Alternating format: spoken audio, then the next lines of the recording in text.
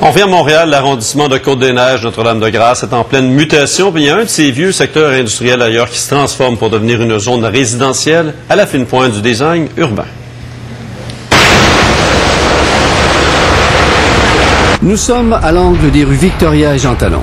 Ici, assez curieusement, on retrouvait un immense terrain vague.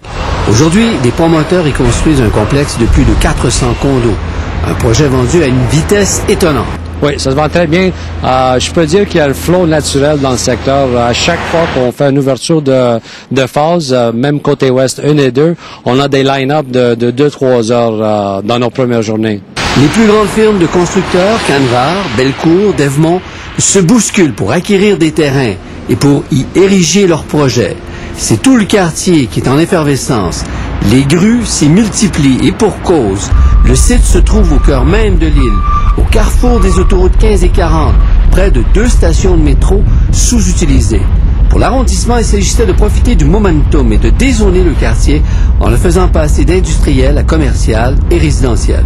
Probablement que c'est le projet le plus prometteur ici dans toute l'île de Montréal.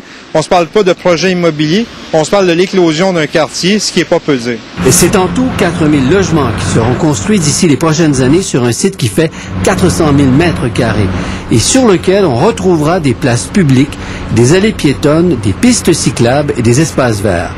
L'importante artère que représente la rue Victoria va même s'arrêter ici. La valeur foncière du quartier va passer de 80 millions de dollars à plus de 800 millions. Un autre terrain vague et des bâtiments abandonnés font donc place à un tout nouveau développement urbain.